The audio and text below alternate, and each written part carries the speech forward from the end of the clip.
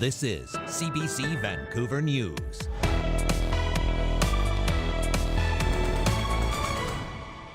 I wish I could just be in a box and then go Turkey and then just dig those rubbles and just get the people. Trying to help from a world away.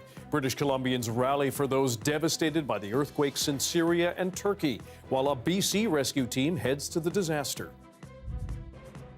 Today, 50 years after I left residential school, I still wake up every day with remembrance of what happened to me as a child.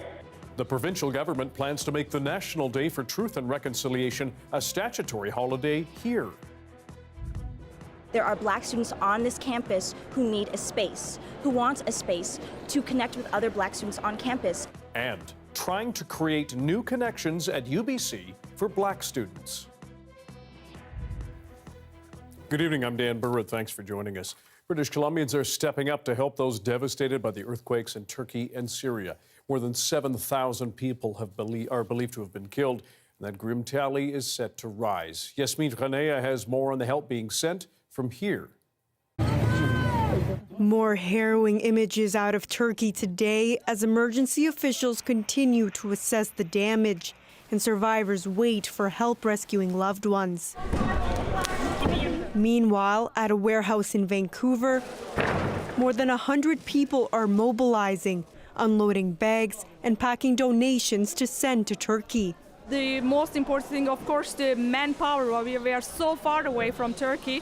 So the only thing that we can do, sending some blankets, camping gear. Donnelly and her friends decided to start collecting donations right after the earthquake hit and have barely slept in the process. How can we sleep in a warm bed while people are sleeping on a street? There is an urgent need for items to help people in Turkey stay warm, jackets and tents, along with canned food and diapers. The group has already sent more than 5. Nidal Azzeddin co-founded the Syrian White Helmets Emergency Response Group. Now he's starting a new initiative to coordinate support for groups on the ground in both Syria and Turkey. In short term, we are looking to support the search and rescue teams. This is the necessary one. Azzeddin will recruit volunteers and find fundraising partners. He hopes organizations here can help. Fire Burnaby, Fire Vancouver, Task Force 1, any hospital. Both Turks and Syrians in Vancouver are lending a hand in any way they can. If there's any chance to be there, I would like to be there, yeah. Feeling helpless, watching the suffering so far away from their hometowns. Yasmin Ghanea, CBC News, Vancouver. At least one local search and rescue team is already on its way to Turkey to help victims. The Burnaby Firefighters Union says members flew out of YVR today as part of Burnaby's search and rescue team to help with the recovery efforts in Turkey.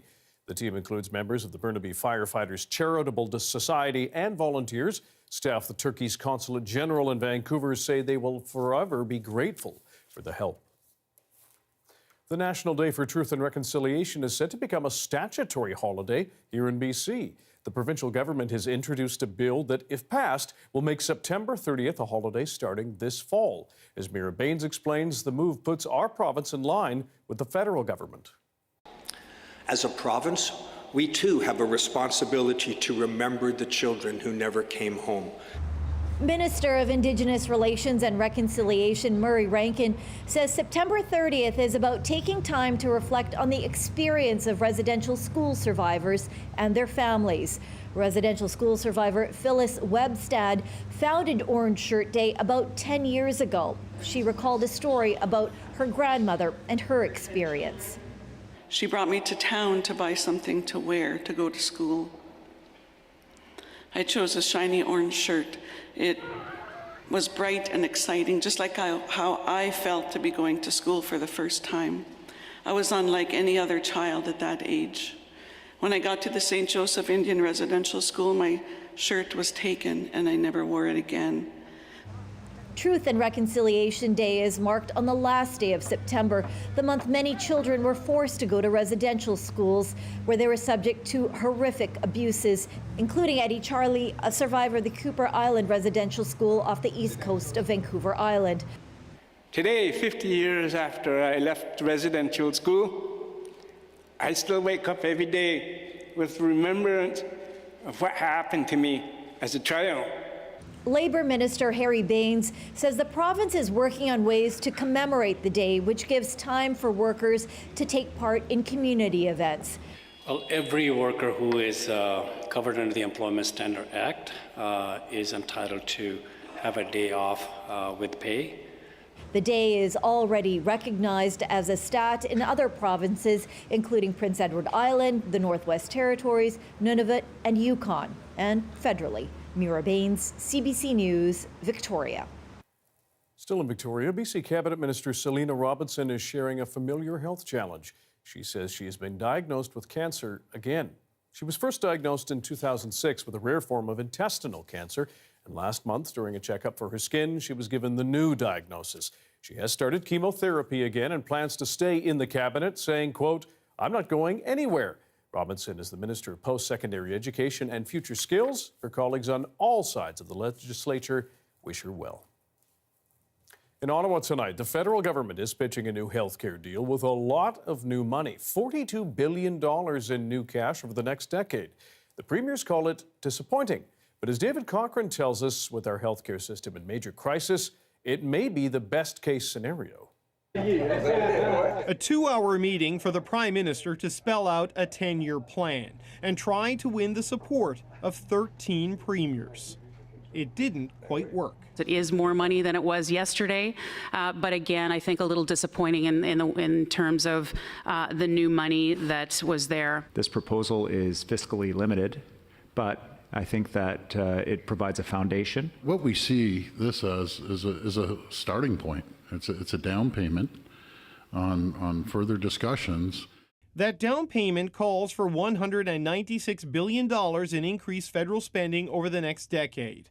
But $150 billion of that was expected as part of planned increases to the Canada Health Transfer.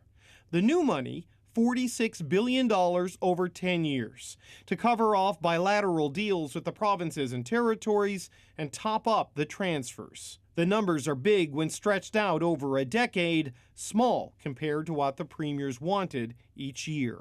Our requests were to add $28 billion to the base, $28 billion a year. Would we have wanted more? Of course we want more. I'll always push for more for Nova Scotians. But pushing may not get the premiers much further. There are billions of dollars that we're putting forward in new money for the provinces. We're just looking forward to working with them and delivering it. Delivering it, not increasing it, arguing healthcare needs reform as much as cash. We need better outcomes. We need better support for our frontline workers. We need better infrastructure. We need better data. And on that point, at least some premiers agree. We need innovations. We need to change how we deliver health care. It shouldn't be just about money. It needs to be about modernization of a healthcare system that is really stuck in the 1960s. David Cochrane reporting from Ottawa. Back in this province, 2 victims of the 2021 Lytton fire are in court arguing for their lawsuit to be certified as a class action. And other Lytton residents are hoping for a positive outcome. I would like to see somebody held accountable for what has happened and the impact it has had on the entire community. Jordan Spinks and Chris O'Connor initially filed in October of 2021 after they lost their homes in the blaze. They're now claiming that the fire could have been prevented and want financial compensation from CP Rail, CN Rail, and Canada's Attorney General. If the class action suit is approved, dozens more fire victims could be added to the lawsuit, which would be heard at a later date. None of the claims have been proven in court. A former chief medical health officer for Interior Health has been found guilty of sex offenses against a young Alberta boy. Dr. Albert de Villiers was placed on leave in June 2021 after the allegations. He stood trial last month on 1 count of sex assault and 1 count of sexual interference. The charges date back to his time working in Grand Prairie in northern Alberta between 2018 and 2020. The physician appeared in court remotely by video from his home here in BC. The trial judge ruled he had sexually touched the boy between 5 and 8 times during a series of sleepovers. A BC man has been sentenced for making fake calls to a North Vancouver long-term care centre at the start of the COVID-19 pandemic. 28-year-old Tamor Agtai had pleaded guilty to conveying a false message with an intent to alarm. But with credit for time already served, he won't spend any more time behind bars. In 2020, he called the Lynn Valley Care Centre pretending to be a health officer. He told them that the centre was on lockdown because of COVID. Since no one was allowed in or out, staff on duty pulled double shifts to care for residents. The next day, a man in his 80s died there. He was Canada's first death from COVID. In sentencing, the judge said of Agtai's actions, quote, "Its senselessness was matched only by its cruelty." Agtai was sentenced to 2 years less a day, with credit for time served since he was arrested. He's already completed his sentence. A Prince Rupert tugboat operator and its director have been charged in last winter's deadly sinking, which killed 2 men. The tugboat Ingenica was towing a barge from Kitimat to Camano when it sank in the waters of the Gardner Canal in February 2021. Husband and father Troy Pearson and crew member Charlie Craig were killed. 8 charges have been filed against tugboat operator Wainwright Marine Services Limited and its director James Jeffrey Bates. The charges come with the potential of a $777,000 fine and up to half a year in jail. Families of the victims say that is not enough. The punishment is nothing, to them.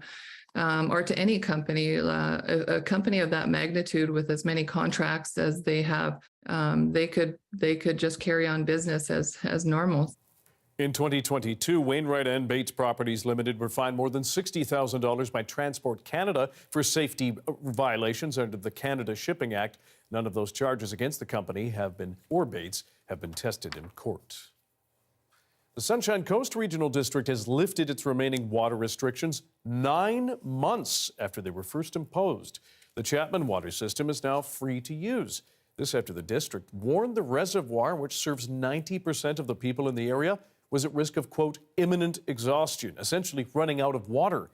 A local state of emergency had been declared. The district says staff will keep an eye on creek flows and snowpacks in the watershed.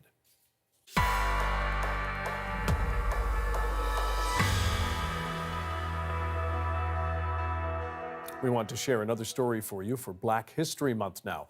Many people miss their family and friends when they're away at university or school, but for some, Black students in BC, being part of a small minority while attending classes can be even more isolating. As Tarnjeet Parnbar tells us, some members of the community are trying to help create new connections at UBC. For years, photos of her family in Nigeria were all Joanne Onokoru had as she studied at UBC. This is what we call National Day in Nigeria, Independence Day, where everyone dresses up in native. That's myself and my kids. When she got to her residency, that feeling of isolation only deepened. It was a tough, it was a shock. And it was a very big shock. And I left the residency and I started crying, literally crying. It's a reality many Black international students continue to face. According to the 2021 census, Black people make up 1.2% of BC's population. UBC's Black Student Union holds weekly events to try and foster a sense of community for Black students. Where you can just be among people who look and speak to you, ask you for your name, want to get to know you. It's a moment to breathe. And more Black students are participating than ever before. The CASA adds resources are stretched thin. The group has been pushing for a permanent Black space on campus. There is an audience. There are Black students on this campus who need a space, who want a space to connect with other Black students on campus, and we need to facilitate that. UBC does not keep data on the number of Black students enrolled at the school. The university acknowledges the challenge for students to balance work life while fostering community. They say they are committed to conversations around the need for inclusive spaces. While she struggled to find connection, Onokoru says it was support from other Black students that helped her. Now she's providing that for the next generation. Over the years, she's opened up her home to more than 100 international students, offering home-cooked meals or just someone to talk to. I knew that they needed that motherly figure. I knew they needed that home they could come call home. And these are besides the young people, but everyone. And that's one of the reasons I was like, you know what? This is a home away from home. Building the community she always longed for. Taranjeet Parmar, CBC News, Vancouver.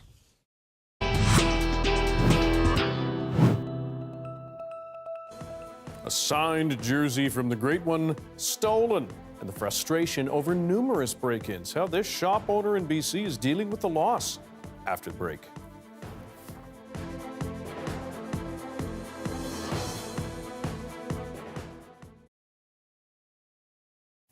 Thank you for staying with us on our commercial-free live stream tonight. For most of us, losing luggage when traveling is a drag, to say the least. But one Ottawa man's frustration has been taken to the next level. That's because he knows exactly where his lost bag is, but claims the airline will not give it back. So here you see Montreal Airport. How great is that? I was for a couple of weeks in Europe on a research trip and also Central Asia, and I came back on 23rd of December. There were already some flight cancellations, and so I arrived on 23rd in Montreal Airport. And well, I almost thought about that, but yeah, short connection times, baggage wasn't there, right? 2 bags missing. And of course, right away I reported it as missing at the airport in Montreal. I reported it, they filed a report, and of course I get this letter, what you get with a reference number, a telephone number printed on it, and they tell you, well, usually it takes a few days or a day or whatever. Now it's busy, it's Christmas time coming up. I have air taggers, some trackers on my bags.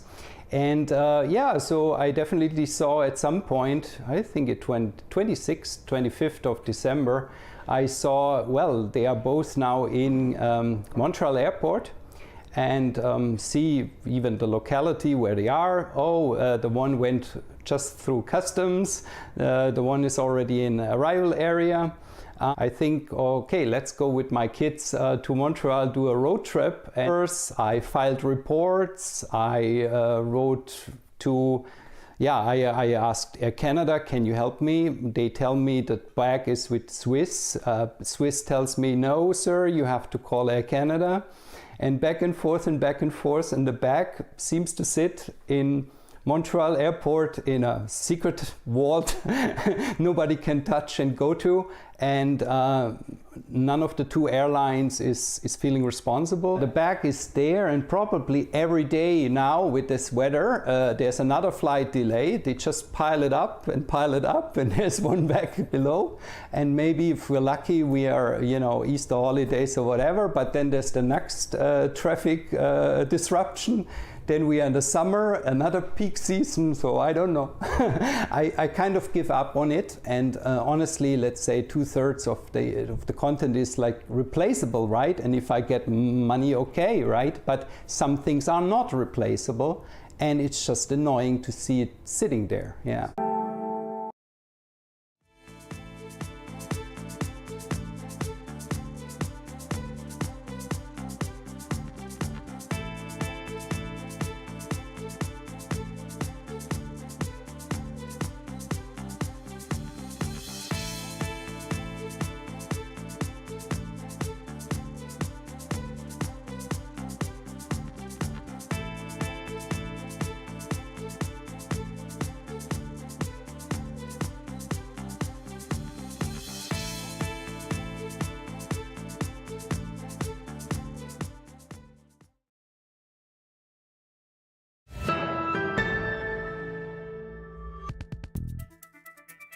To the skies now. Porter Airlines' inaugural flight took off today from Vancouver.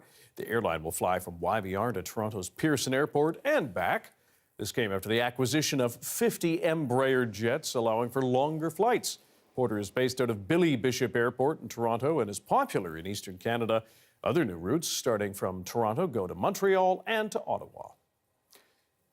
Meanwhile, parties are asking for more help to avoid a strike involving pilots from WestJet. The union representing those pilots says contract negotiations with the airline have been unproductive, and federal arbitration may be needed to avoid job action. WestJet employees unionized in 2017, but conditions changed during the pandemic. Now the union is unhappy with the first contract agreement, which expired last year. They claim their pilots are paid significantly less than the North American average. A Kelowna thief managed to get away with a signed piece of memorabilia from the Great One. Take a look. A rare autographed Wayne Gretzky jersey was among the items stolen from Players' Choice Sports. The jersey, which was also numbered, ties back to Gretzky's playing days for the now defunct Indianapolis Racers. The store's owner says the thief smashed a hole in the front door and managed to squeeze through. Then he got out of the back with the stolen goods. The video shows him using a hammer and smashing a pretty small hole, not very big for a person to fit through. And then once he realized he couldn't get the latches off the doors, he wedged himself through that hole into the store. Wabshall says this isn't the first time his business has been targeted. He says he refuses to open another store in downtown Kelowna, and coincidentally, he will be moving shop this weekend. There's a live look at Cambie Street and City Hall. We had rain, we had cloud, we had sun on the south coast today, and Kuljeet Kaila will paint us a BC-wide weather picture right after this.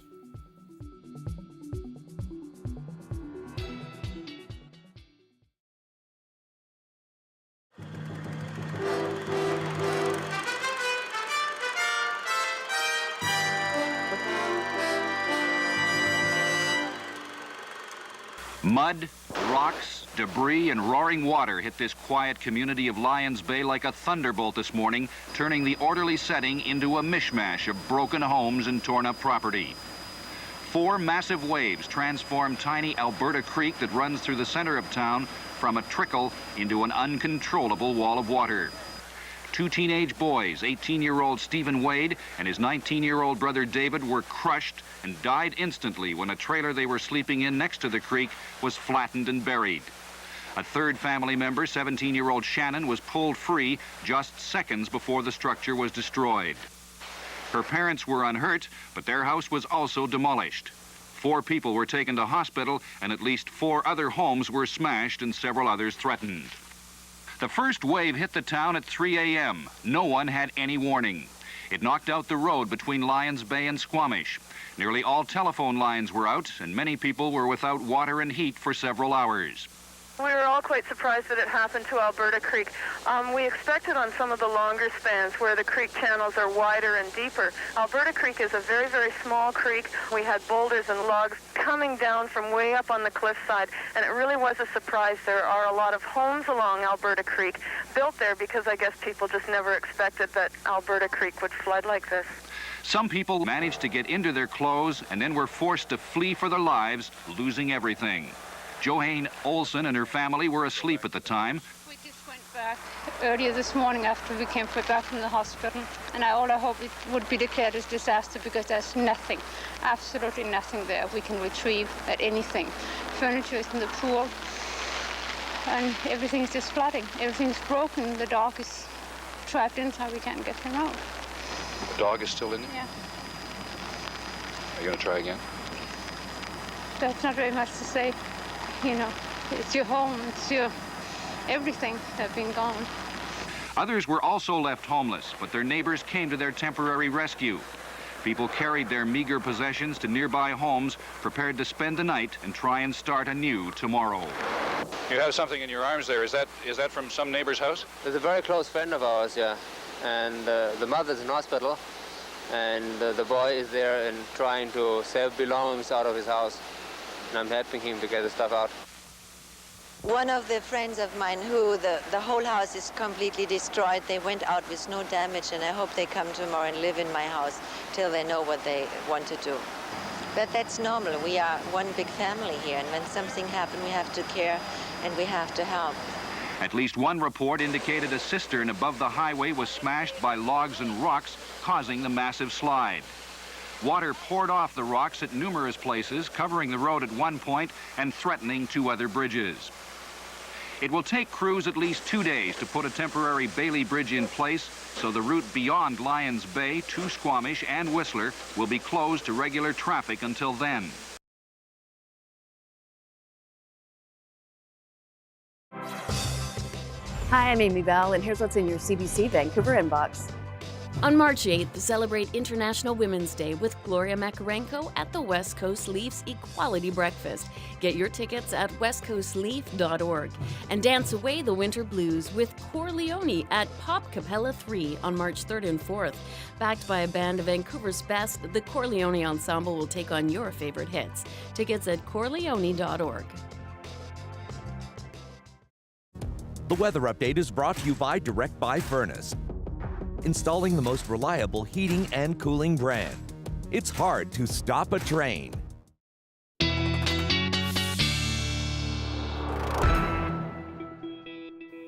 Kuljeet Kaila is here with our BC-wide weather forecast, and it was the full weather buffet, a bit of everything across our big province. Absolutely. We saw sunshine, we saw some rain, it even hailed at one point this afternoon. So a bit of everything, which is very typical of Vancouver, but doesn't mean that we're out of the woods in terms of more rainfall. A couple more systems on their way towards the south coast, bringing some rain for us and bringing some wintry conditions as well. We still have winter warning conditions for the Coquihalla Highway for tonight into tomorrow, as well as for the Kootenay Pass, about 25 centimeters of snow coming. We just need to worry about the rain for the coast. Moves its way out by about Thursday. We get a bit of a break, and then the second system rolls in just in time for the weekend. But we're going to see very light amounts of rain. Now, with the rain that we've already had, the avalanche warning has increased, some dangerous conditions because snowpacks have really weakened across the province. Tomorrow, we're going to see some sunshine for most of BC, including Prince George, under a little mix of snow and rain, but 2 degrees, 6 degrees and sunny in Kelowna. Haven't seen that in a while. Victoria gets some sunshine tomorrow as well. For us, average highs and lows sitting pretty much at par. Like I said, next rainfall starts Thursday overnight into Friday, and the 2 warnings for snow and winter conditions. Keep that in mind if you are driving at all. Across the board for the next 7 days, the rain comes, it stops just in time for Saturday, starts up again Sunday, up to 20 millimeters expected, and then a little bit of rain for Monday, not a lot, and by Tuesday, Valentine's Day, sunshine. Oh, yes, that's happening. Yes. Note to self. Thanks, all Kuljeet. the boys. Indeed. Finally tonight, someone on Vancouver Island is selling a very special Lego for $7,000. The piece known as Mr. Gold was released in 2013 and is considered a rare find for Danish block collectors. We get an up-close and personal introduction. This is the insanity of Lego. My name is Matthew Fox, and I've been a Lego collector for a long time, ever since I've been a little kid. So I've got a Mr. Gold, and I've got all this Lego, and I just enjoy building with it and playing with it and passing it on to all my kids as well, too. It's just been a great part of my life. 10 years ago, when the Mr. Gold came out, I just had this inkling that, man, these are going to be worth something, because to me they were really cool. The last 4 or 5 that I've seen on eBay and some other places, they're about $7,000 and up. The hype of it is that they're rare, and they come with certificates, and they come a little baggy. Yeah, it's kind of the holy grail. It's just one of the ones that people seem to know about and really, really want. Okay, there's probably nobody else in the world who has a Mr. Gold who's doing this. I'm playing with a $7,000 minifigure.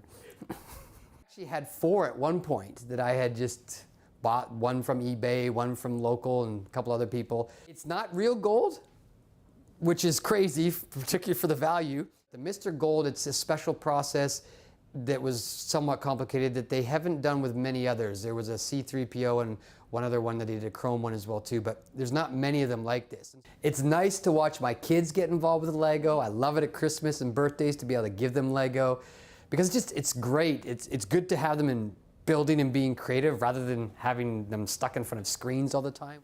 And then if they lose a kit or they lose instructions or they break the kit, then they can just build something else and be creative. And I think that's fantastic and a good life skill. But when I build the Millennium Falcon or the Titanic before the official sets, no instructions, no one comes knocking. That's your late news for this Tuesday. Thanks for joining us tonight. For news anytime, check our website, cbc.ca/BC. Your next local news is on the early edition on CBC Radio 1. That starts tomorrow morning at 5 o'clock. Good night.